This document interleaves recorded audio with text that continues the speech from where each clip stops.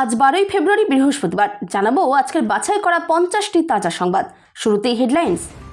ভোটের আগেই বড় রদবদল জেলা রাজনীতিতে।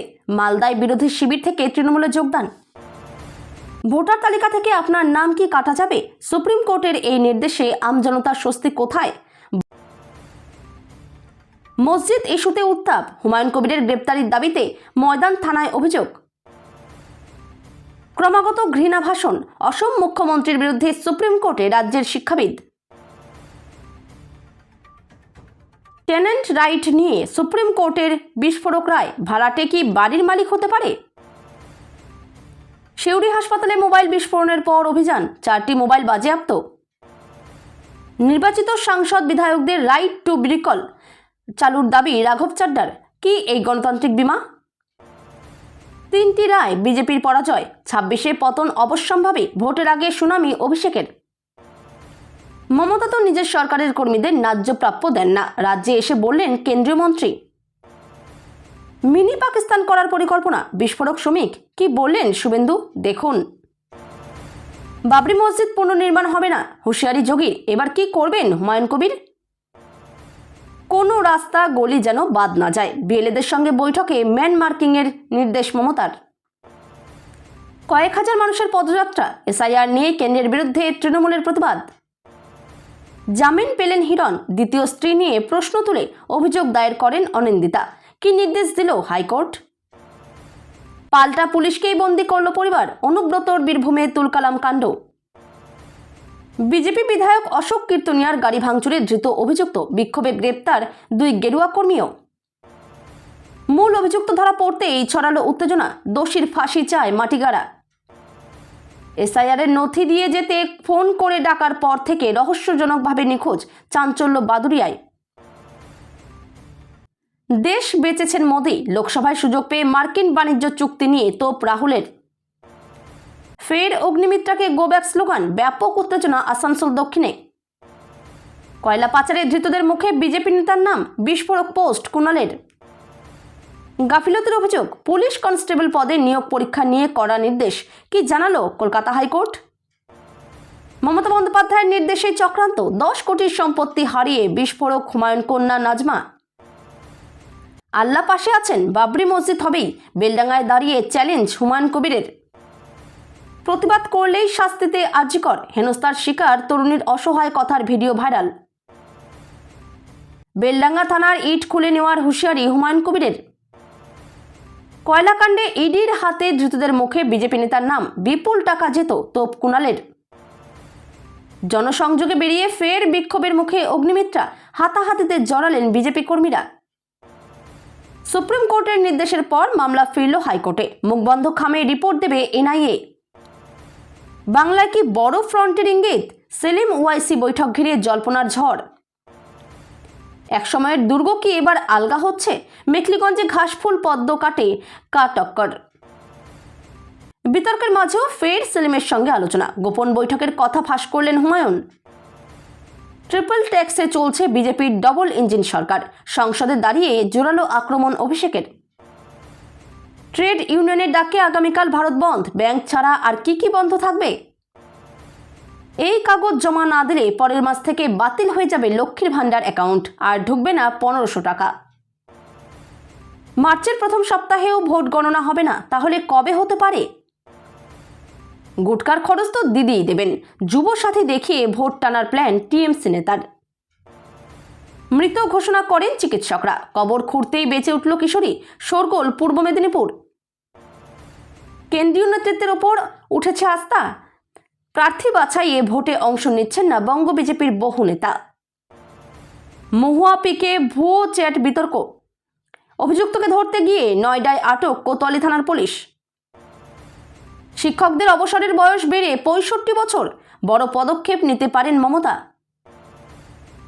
1 থেকে 3 দফাতেই বাংলায় ভোট সারতে পারে কমিশন। মার্চের প্রথম সপ্তাহেই নির্ঘণ্ট। 12ই ফেব্রুয়ারি ভারত বন্ধ। একাধিক দাবিতে রাস্তায় নামছে 30 কোটি শ্রমিক। কমানো হয়েছে উচ্চতা। কনস্টেবল নিয়োগ পরীক্ষায় গন্ডগোল।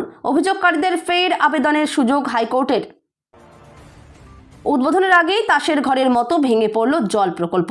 দুর্নীতির কংক্রিট খসে পড়ল বরঞ্চায়। কেন্দ্রীয় সরকারের প্রকল্পের অধীনে রাজ্যে কি কি শিল্প হয়েছে? বিজেপি সাংসদের প্রশ্নের জবাবে জানালেন কেন্দ্রীয় মন্ত্রী। ফেব্রুয়ারি মাস শেষের আগেই রাজ্যে চূড়ান্ত ভোটার তালিকা প্রকাশ, জানালেন মনোজ। জানলা দিয়ে একের পর এক টুকলি সাপ্লাই বাবা মায়েরা। আকাশে ড্রোন দেখেই দে ছুট, হুলস্থুল কাণ্ড পরীক্ষা কেন্দ্রে। এসআইআর নিয়ে সুপ্রিম কোর্টের নির্দেশে ভেস্তে গিয়েছে তৃণমূলের প্ল্যান, বড় দাবি শুভেন্দুর। প্রার্থী ঘোষণার আগেই তৃণমূলের প্রচার, কেন্দ্রপুকুরে দলীয় প্রতীক এঁকে ভোটের আবেদন। এতক্ষণ শুনছিলেন আপনারা সংবাদ শিরোনাম, এবার শুনবেন বিস্তারিত। বিধানসভা নির্বাচনের আগে মালদার মালতীপুরে কংগ্রেস ও বিজেপিতে বড়সড় ভাঙন ধরালো তৃণমূল কংগ্রেস। দুই দল ছেড়ে তৃণমূলে যোগ দিলেন 5 জন গ্রাম পঞ্চায়েত সদস্য, যাদের মধ্যে 4 জন কংগ্রেসের এবং 1 জন বিজেপির। মঙ্গলবার সকালে রতুয়ার দলীয় কার্যালয়ে নবাগতদের হাতে দলীয় পতাকা তুলে দেন মালতীপুরের বিধায়ক তথা জেলা তৃণমূল কংগ্রেসের সভাপতি আব্দুর রহিম বক্সী। মুখ্যমন্ত্রী মমতা বন্দ্যোপাধ্যায়ের উন্নয়নমূলক কাজ ও জনমুখী রাজনীতিতে আস্থা রেখেই তারা তৃণমূলে যোগ দিয়েছেন বলে দাবি করেন তিনি। মালতীপুর গ্রাম পঞ্চায়েতে মোট আসন সংখ্যা 28। 2023 সালের পঞ্চায়েত নির্বাচনে তৃণমূল প্রায় 11টি আসন, কংগ্রেস 9টি, সিপিআইএম 5টি এবং বিজেপি 3টি। পরে কংগ্রেস, সিপিআইএম ও বিজেপি একজোট হয়ে বোর্ড গঠন করে। তবে 2026 সালের বিধানসভা নির্বাচনের আগে সেই ত্রিশঙ্কু পঞ্চায়েতে ভাঙন ধরালো এই দলবদল। কংগ্রেস ছেড়ে তৃণমূলে যোগদানকারী সদস্য জাবির হোসেনের অভিযোগ, গত 3 বছরে কোনো কাজ পাননি। এলাকার উন্নয়নে সামিল হতে এবং মানুষের জন্য কাজ করতেই তিনি তৃণমূলে যোগ দিয়েছেন বলে জানান। সাধারণ মানুষের ভোটার তালিকা নিয়ে ভিন রাজ্যের মাইক্রো অবজারভারদের স্বেচ্ছাচারিতা কি এবার থামবে? মমতা বন্দ্যোপাধ্যায়ের আপত্তির পর সুপ্রিম কোর্ট সাফ জানিয়েছে, ভোটারদের নাম বাদ দেওয়ার চূড়ান্ত ক্ষমতা মাইক্রো অবজারভারদের নেই। এখন থেকে রাজ্য সরকারি অফিসাররাই এই প্রক্রিয়ায় যুক্ত হবেন। এতে ভাষাগত সমস্যা মিটবে এবং আপনার নথিপত্র সঠিকভাবে যাচাই হওয়ার সুযোগ বাড়বে। এই নির্দেশের ফলে খামখেয়ালিভাবে নাম বাদ পড়ার আতঙ্ক কমবে বলে মনে করা হচ্ছে। স্থানীয় ভাষা জানা 8505 জন গ্রুপ বি অফিসারকে দ্রুত নিয়োগের নির্দেশ দিয়েছে আদালত। এখন থেকে মাইক্রো অবজারভাররা শুধু সহায়তা করবেন, কিন্তু নাম রাখা বা কাটার চূড়ান্ত সিদ্ধান্ত নেবেন অভিজ্ঞ ইআরওরা। ফলে সাধারণ ভোটারের অধিকার রক্ষা আরও সুনিশ্চিত হলো। বাবরি মসজিদের নাম ঘিরে নতুন করে রাজ্য রাজনীতিতে বিতর্ক দানা বাঁধল। হুমায়ুন কবিরের বিরুদ্ধে সাম্প্রদায়িক উত্তেজনা ছড়ানোর অভিযোগ তুলে তার গ্রেপ্তারের দাবিতে সরব হল রাষ্ট্রীয় অল্প সংখ্যক আরক্ষণ মোর্চা। মঙ্গলবার ময়দান থানায় লিখিত অভিযোগ দায়ের করেন সংগঠনের সভাপতি হযরত মোহাম্মদ পারভেজ সিদ্দিকী। অভিযোগে বলা হয়েছে, বাবরি মসজিদের প্রসঙ্গ টেনে রাজ্যে অশান্তির পরিবেশ তৈরি করা হচ্ছে। সংগঠনের দাবি, অতীতে এই ইস্যু ঘিরে দেশজুড়ে সংঘর্ষ ও দাঙ্গার ঘটনা ঘটেছে। সেই ইতিহাস মাথায় রেখেই নতুন করে এমন আবেগঘন ইস্যু উস্কে দেওয়া উচিত নয়। অভিযোগকারীর বক্তব্য, চাইলে অন্য নামে মসজিদ নির্মাণ করা যেত, কিন্তু ইচ্ছাকৃতভাবে বাবরি প্রসঙ্গ সামনে আনা হচ্ছে। এই অভিযোগের প্রেক্ষাপটে বেলডাঙ্গায় মসজিদ নির্মাণ ঘিরে পরিস্থিতি আরও তাৎপর্যপূর্ণ হয়ে উঠেছে। সেখানে ইতিমধ্যেই মাটি খোঁড়ার কাজ শুরু হয়েছে। বৃহস্পতিবার আনুষ্ঠানিক সূচনার কথা থাকলেও মঙ্গলবার থেকেই কর্মযজ্ঞের সূচনা হয়েছে। স্থানীয় বাসিন্দাদের ভিড় চোখে পড়ার মতো। নির্বাচন জিততে যে কোনো ধরনের অধঃপতনকেই আর পরোয়া করছেন না অসমের মুখ্যমন্ত্রী হিমন্ত বিশ্ব শর্মা। যেভাবে তিনি ক্রমাগত রাজ্যের সংখ্যালঘু সম্প্রদায়ের বিরুদ্ধে ঘৃণা ছড়ানোতে উস্কানি দিচ্ছেন, তাতে রাজনীতিকরা অনেক আগেই সরব হয়েছেন। এবার সরাসরি তার বিরুদ্ধে সুপ্রিম কোর্টে মামলা দায়ের অসমের শিক্ষাবিদ হিরেন গোহাইনের। সম্প্রতি সংখ্যালঘু সম্প্রদায়ের মানুষকে গুলি করার একটি ভিডিও অসম বিজেপির পক্ষ থেকে তুলে ধরা হয়, যেখানে দেখা যায় সংখ্যালঘু সম্প্রদায়ের মানুষকে গুলি করছেন স্বয়ং মুখ্যমন্ত্রী হিমন্ত। এই ঘটনায় গোটা বিশ্বের কাছে মুখ পোড়ে ভারতের। সেই ভিডিও মুছে ফেলতে বাধ্য হয় বিজেপি, কিন্তু তাতেও চুপ করে থাকেনি বিরোধী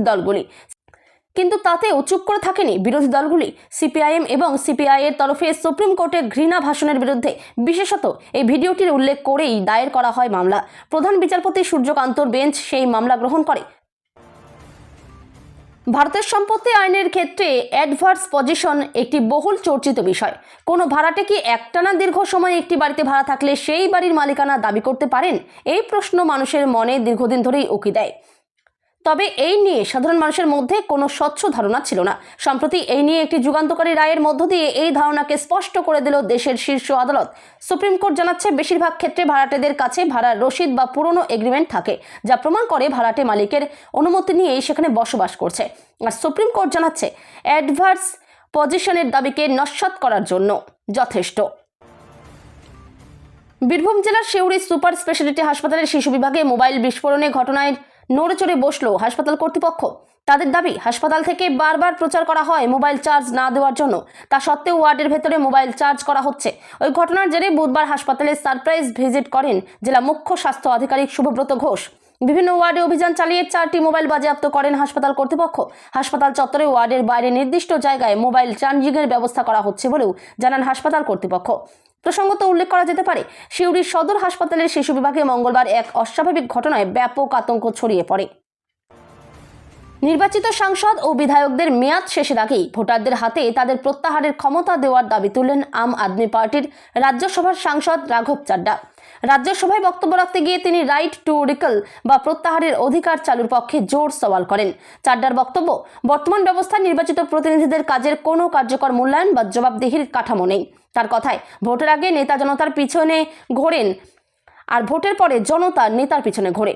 5 বছরের নির্দিষ্ট মেয়াদকে তিনি আজকের দ্রুত পরিবর্তনশীল সময়ের প্রেক্ষিতে অত্যন্ত দীর্ঘ বলে উল্লেখ করেন। ভুল ব্যক্তিকে নির্বাচিত করলে লক্ষ লক্ষ মানুষ এবং গোটা অঞ্চল পিছিয়ে পড়তে পারে বলেও দাবি তার। লোকসভায় কেন্দ্রীয় বাজেটের উপর আলোচনায় অংশ নিয়ে মোদী সরকারকে তীব্র আক্রমণ করলেন তৃণমূল কংগ্রেসের লোকসভার নেতা ও সর্বভারতীয় সাধারণ সম্পাদক অভিষেক বন্দ্যোপাধ্যায়।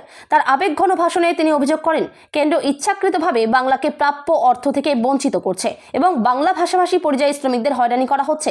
একই সঙ্গে তিনি দাবি করেন, চলতি বছর বিধানসভা নির্বাচনেও বিজেপির পরাজয় অনিবার্য। অভিষেক বলেন, 2016, 2021 এবং 2024 তিনটি নির্বাচন, তিনটি রায়, তিনবারই বাংলায় বিজেপির পরাজয়। চতুর্থবারও বিজেপির পরাজয় অনিবার্য। তিনি আরো বলেন, কেন্দ্র যদি বাংলাকে শাস্তি দিতে চায় দিক, আমাদের তহবিল বন্ধ করতে চাইলে করুন, আমরা মাথা নত করব না। টাকা আটকে রাখলেও আমরা মানুষের পাশে থাকব। রাজ্যের প্রাপ্য 2 লক্ষ কোটি টাকা কেন্দ্র আটকে রেখেছে। এই অভিযোগে বহুদিন ধরেই সরব মুখ্যমন্ত্রী মমতা বন্দ্যোপাধ্যায় ও তৃণমূলের সর্বভারতীয় সাধারণ সম্পাদক অভিষেক বন্দ্যোপাধ্যায়। কিন্তু বুধবার কলকাতায় এসে কেন্দ্রীয় মন্ত্রী ভূপেন্দ্র যাদব সরাসরি সেই অভিযোগ খণ্ডন করলেন না। বিজেপির বক্তব্য, কেন্দ্র থেকে অর্থ পাঠানো হলেও তার যথাযথ হিসাব দেয় না রাজ্য সরকার। সেই প্রেক্ষিতেই ভূপেন্দ্রর পাল্টা প্রশ্ন, যে সরকার নিজের কর্মীদের ন্যায্য পাওনা মেটাতে পারছে না, তারা কিভাবে কেন্দ্রের বিরুদ্ধে বকেয়ার অভিযোগ তোলে?